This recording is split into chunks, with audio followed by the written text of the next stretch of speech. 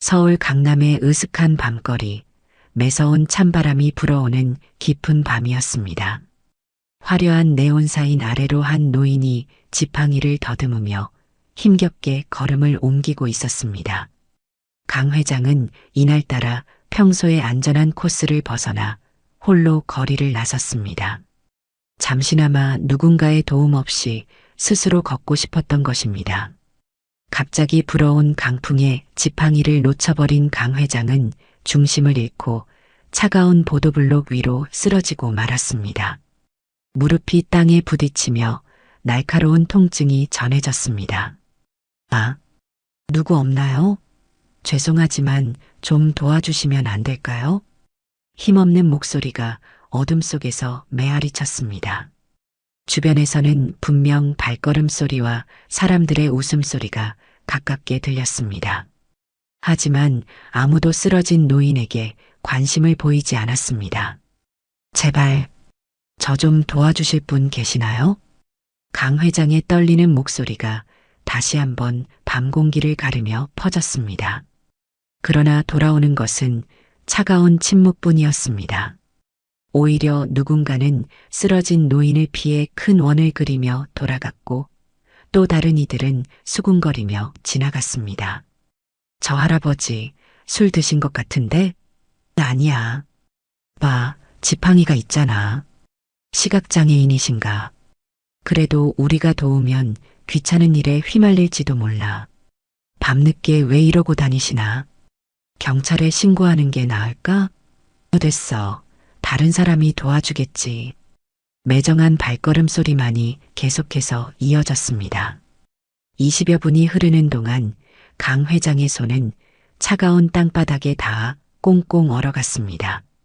무릎의 통증은 점점 더 심해졌고 두려움과 외로움이 그의 마음을 짓눌렀습니다. 그때였습니다. 어르신 괜찮으세요? 따뜻한 목소리가 들렸습니다. 늦은 시간까지 학교 도서관에서 공부하고 집으로 돌아가던 이하린이었습니다. 제가 일으켜 드릴게요. 천천히 일어나세요. 이하린은 조심스럽게 강 회장의 팔을 잡아 일으켰습니다.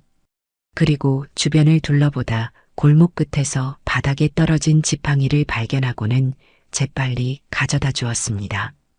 어르신, 무릎에서 피가 나고 있어요.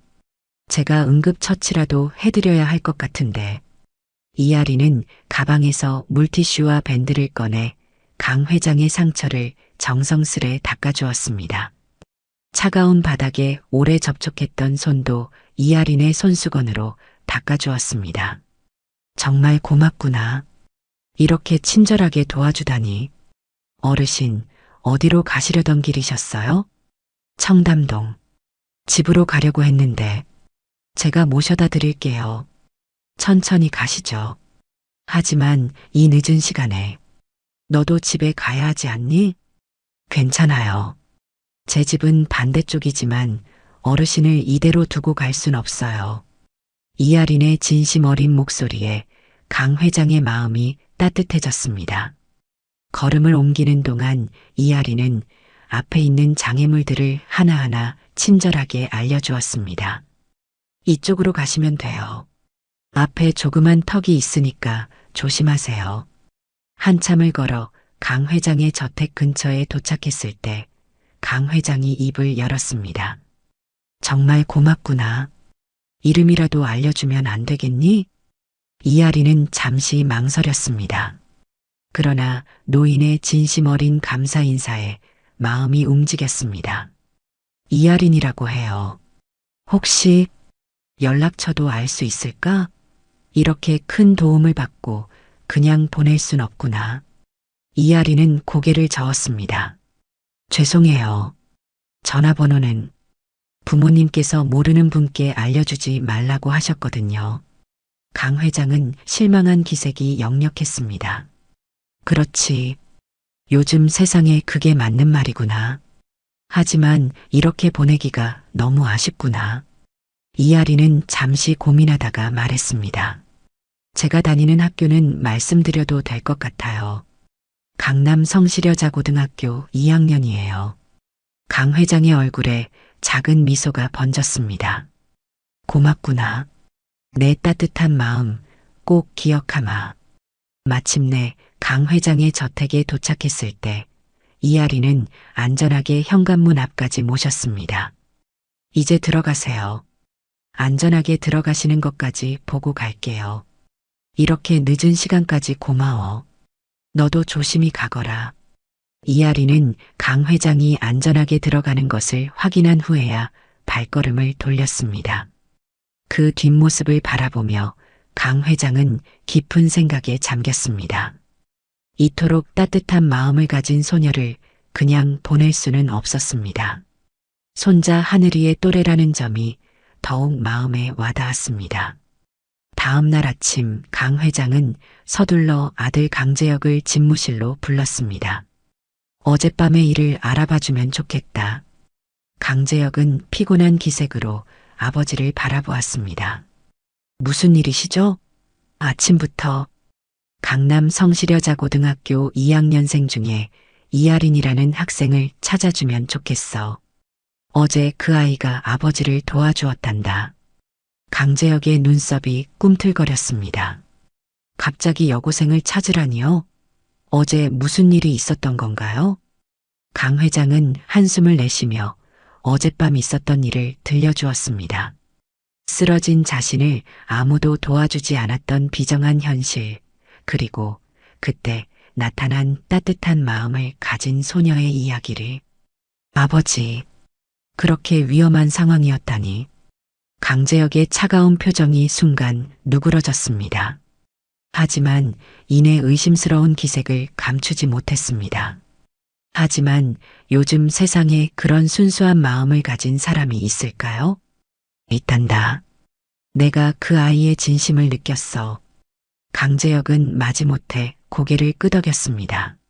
아버지가 고집을 부리면 말릴 수 없다는 것을 잘 알고 있었기 때문입니다. 얼마 지나지 않아 학교로부터 정보를 받았습니다.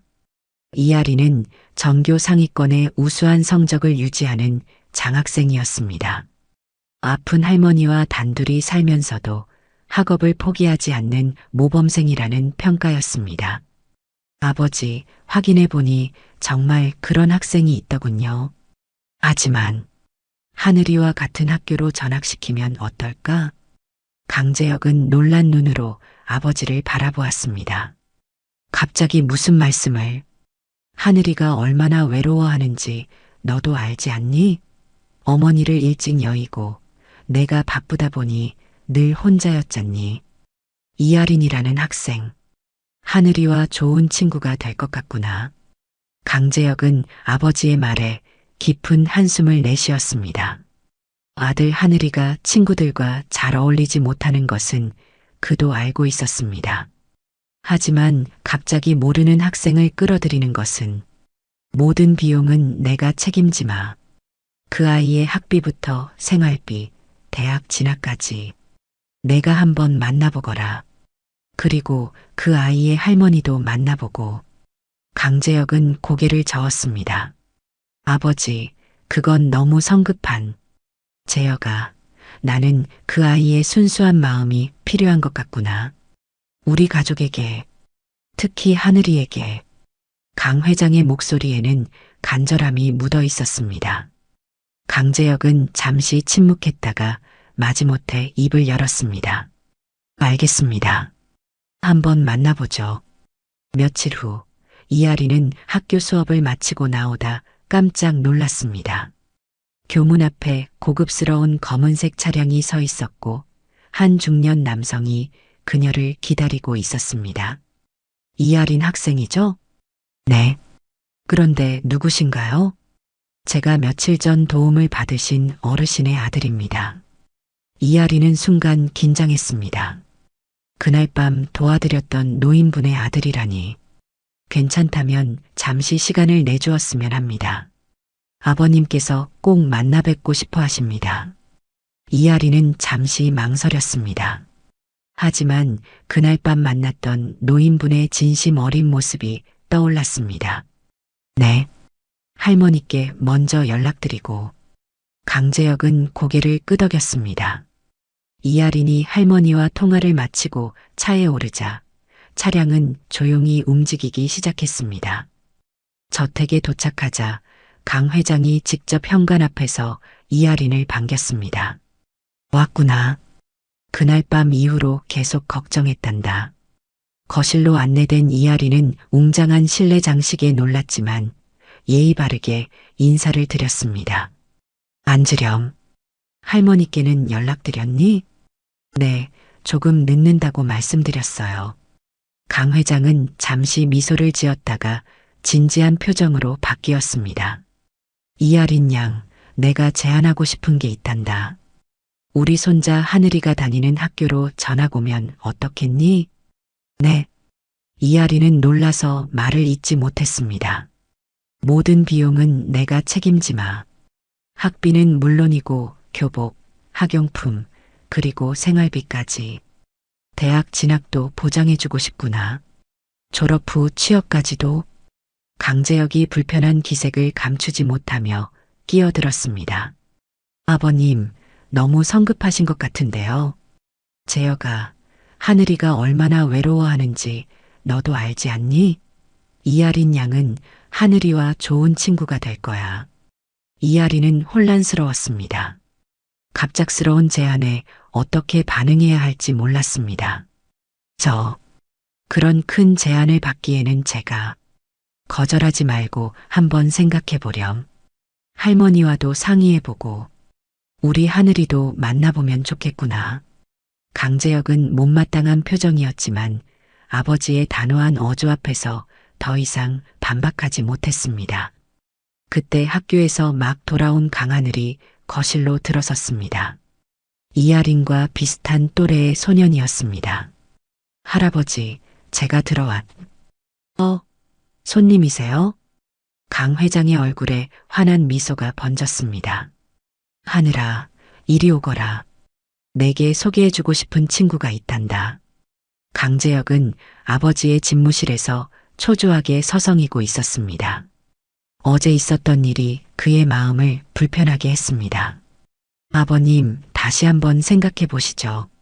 모르는 아이를 이렇게 갑자기 우리 가족의 일원처럼.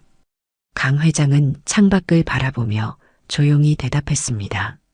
재혁아, 넌 하늘이가 얼마나 외로워하는지 모르는 거니? 하늘이는 잘 지내고 있습니다. 공부도 잘하고 성적만이 전부가 아니란다. 어제 하늘이가 이하린을 처음 봤을 때의 표정을 보지 못했니? 오랜만에 본 밝은 미소였어. 강재혁은 입술을 깨물었습니다. 사실 어제 하늘이가 오랜만에 활기찬 모습을 보인 것은 사실이었습니다. 그래도 아버님, 갑자기 낯선 학생의 학비와 생활비까지 지원하겠다고 하시니 내가 직접 이하린의 할머니를 만나보거라. 그리고 판단하려무나. 제가 왜요? 그 아이의 가정 환경을 직접 보고 오면 내 마음도 바뀔 거다. 강재혁은 한숨을 깊게 내쉬었습니다. 아버지의 고집을 꺾을 수 없다는 걸 잘 알고 있었습니다. 알겠습니다. 제가 한번 가보죠. 강 회장의 입가에 작은 미소가 번졌습니다. 고맙구나. 그리고 하늘이는 어떻게 생각하더냐? 강재혁은 잠시 침묵했다가 대답했습니다. 하늘이는 처음으로 또래 친구에게 관심을 보이더군요. 어제 저녁에 계속 이하린 학생 얘기를 하더라고요. 그렇지? 하늘이에겐 진정한 친구가 필요해. 내가 바쁜 것도 알고 내가 시각장애인이 된 것도 하늘이에겐 큰 상처였을 거야. 강재혁의 눈빛이 흔들렸습니다. 아버지의 말씀이 맞았습니다. 아내를 잃은 후 일에만 몰두하느라 하늘이의 마음을 헤아리지 못했던 것 같았습니다. 하늘이가 처음으로 누군가에게 마음을 열었다면 그건 정말 의미 있는 일이 아닐까? 강 회장의 말에 강재혁은 깊은 생각에 잠겼습니다. 창밖으로 보이는 정원에서는 하늘이가 혼자 벤치에 앉아 있었습니다. 늘 그랬듯이 외로워 보이는 뒷모습이었습니다. 오늘 오후에 이하린의 할머니를 만나러 가보겠습니다. 강재혁이 마침내 결심을 한 듯 말했습니다. 강 회장은 흡족한 미소를 지었습니다. 신중하게 판단하거라. 하지만 너무 의심하지는 말고. 강재혁은 고개를 끄덕이며 집무실을 나섰습니다. 그의 마음속에는 여전히 불안과 의심이 가득했지만 하늘이의 행복을 위해서라면 한 번쯤은 마음을 열어볼 수 있을 것 같았습니다. 오후 낡은 다세대 주택이 밀집한 동네에 고급 세단이 멈춰 섰습니다. 강재혁은 차에서 내리며 주변을 둘러보았습니다. 골목길은 좁았지만 깨끗하게 정돈되어 있었습니다. 이하린의 집은 3층 건물에 반지하였습니다. 강재혁은 잠시 망설이다 초인종을 눌렀습니다. 누구세요? 안녕하세요. 제가 며칠 전 연락드렸던 강재혁입니다. 문이 열리고 윤정숙 할머니가 나왔습니다. 허리가 굽어 있었지만 단정한 몸가짐이 인상적이었습니다. 아이고, 어서 들어오세요. 방 안으로 들어서자 깨끗하게 정돈된 실내가 눈에 들어왔습니다. 비록 좁은 공간이었지만 곳곳에서 정성스러운 생활의 흔적이 묻어났습니다.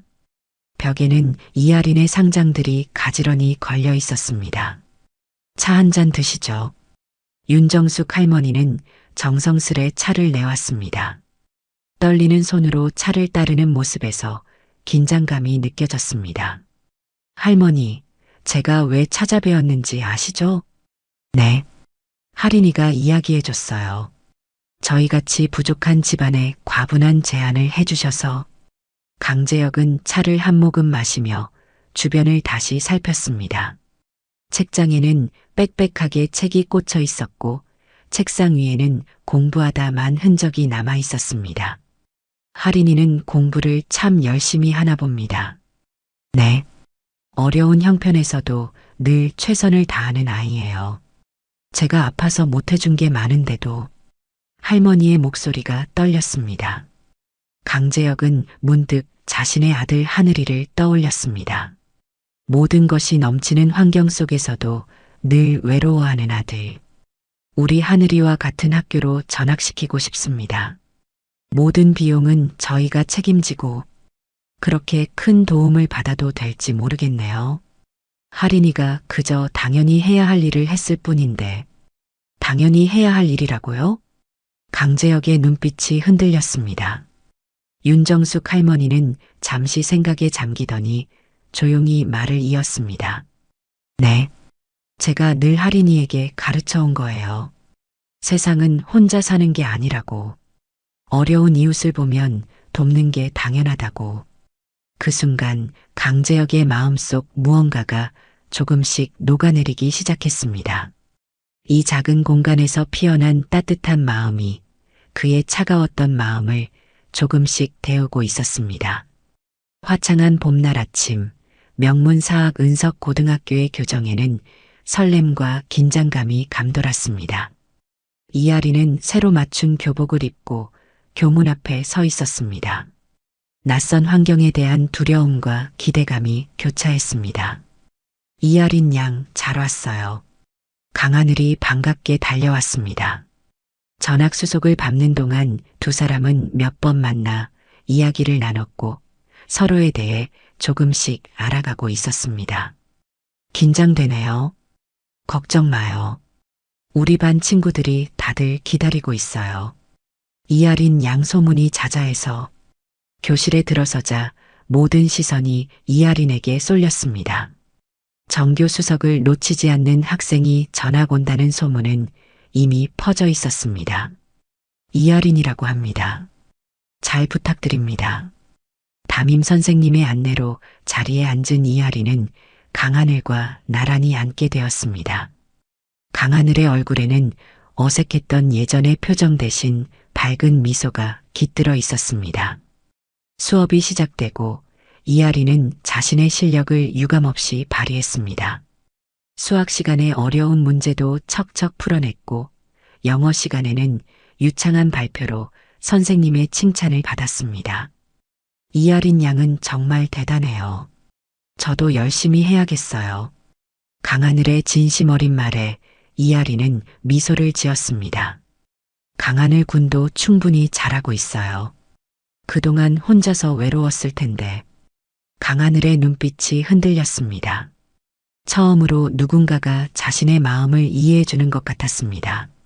며칠이 지나자 두 사람은 더욱 가까워졌습니다. 점심시간이면 함께 도시락을 먹었고 방과 후에는 도서관에서 함께 공부했습니다. 강하늘은 처음으로 진정한 친구가 생긴 것 같아 행복했습니다. 이런 변화는 강재혁의 눈에도 들어왔습니다. 어느 날 저녁 아들을 데리러 학교에 들렀을 때였습니다. 아버지, 오늘은 이하린이랑 같이 공부하다가 늦었어요. 정말 재미있었어요. 오랜만에 들어보는 아들의 즐거운 목소리에 강재혁의 마음도 조금씩 따뜻해지기 시작했습니다. 집으로 돌아가는 차 안에서 강하늘은 계속해서 이하린과 있었던 일들을 이야기했습니다. 수업 시간에 재미있었던 일, 함께 풀었던 어려운 문제들, 점심시간의 대화들. 아버지, 이하린이는 정말 대단해요. 공부도 잘하고 다른 친구들한테도 친절하고. 강재혁은 백미러로 아들의 밝아진 표정을 바라보았습니다. 그동안 아들의 마음을 얼마나 이해하지 못했는지 깨닫게 되었습니다. 강 회장의 저택에 도착했을 때 강 회장이 현관에서 기다리고 있었습니다. 하늘아, 오늘은 어땠니? 할아버지, 정말 재미있었어요. 이하린이랑 같이 있으면 시간이 너무 빨리 가요. 강 회장은 흐뭇한 미소를 지었습니다. 그의 선택이 옳았다는 것을 다시 한번 확신하는 순간이었습니다. 은석고등학교에서 어느 날 예상치 못한 사건이 발생했습니다. 강하늘이 몇몇 학생들에게 둘러싸여 곤란한 상황에 처했던 것입니다. 너희 아버지가 우리 아버지 회사를 인수합병해서 망하게 만들었다며? 이제 와서 잘난 척하기는. 강하늘은 고개를 숙인 채 아무 말도 하지 못했습니다. 그때 이하린이 달려왔습니다. 지금 뭐 하시는 거예요? 넌 누구야? 끼어들지 마. 강하늘 군은 자신의 아버지가 하신 일에 책임이 없어요. 그리고 그런 일이 있었다면 어른들의 문제이지 우리가 이렇게 폭력적으로 해결할 일은 아니잖아요. 이하린의 당당하고 논리적인 말에 학생들은 잠시 움찔했습니다. 그리고 저는 강하늘 군의 친구예요. 친구가 어려움을 겪고 있는데 그냥 지나칠 수는 없죠. 학생들은 마지못해 물러났고 이하린은 강하늘의 손을 잡아 일으켰습니다. 괜찮아요? 고마워요. 이하린 양. 이 일은 곧 강재혁의 귀에도 들어왔습니다.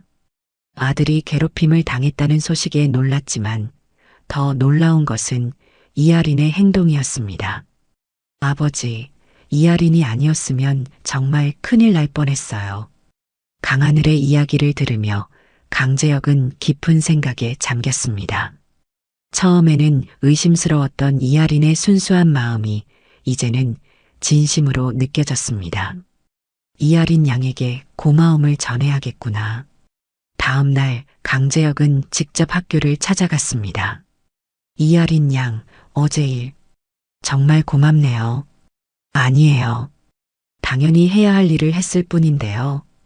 그 순간 강재혁은 이하린의 할머니가 했던 말을 떠올렸습니다. 당연히 해야 할 일. 그 말의 의미를 이제야 진정으로 이해할 수 있었습니다. 우리 하늘이가 처음으로 진정한 친구를 사귀었네요. 앞으로도 잘 부탁드립니다. 이하린은 밝게 웃으며 고개를 끄덕였습니다. 강재혁의 차가웠던 표정도 따뜻하게 녹아내렸습니다. 저녁이 되어 강 회장의 저택에서 모두가 모였을 때 분위기는 한층 더 화기애애했습니다. 하늘아, 오늘은 어땠니? 할아버지, 정말 좋았어요. 이제는 학교에 가는 게 기다려져요. 강 회장은 손자의 말을 들으며 흐뭇하게 미소 지었습니다. 옆에서 강재혁도 조용히 미소 짓고 있었습니다. 가족의 따뜻함이 무엇인지 진정한 친구의 의미가 무엇인지 모두가 조금씩 깨달아가고 있었습니다. 봄날의 따스한 햇살이 강 회장의 저택 정원을 비추고 있었습니다. 강 회장은 벤치에 앉아 이하린과 강하늘이 함께 공부하는 모습을 지켜보고 있었습니다. 비록 시력은 잃었지만 두 사람의 웃음소리만으로도 행복이 전해져 왔습니다. 할아버지, 이번에 이하린이가 전교 1등 했어요. 강하늘의 자랑스러운 목소리에 강 회장은 미소를 지었습니다. 난 하늘이도 정말 자랑스럽구나. 이번에 많이 향상되었다며? 네, 이하린이랑 같이 공부하니까 재미있어요. 혼자였다면 절대 못했을 거예요. 이하린은 수줍게 웃었습니다.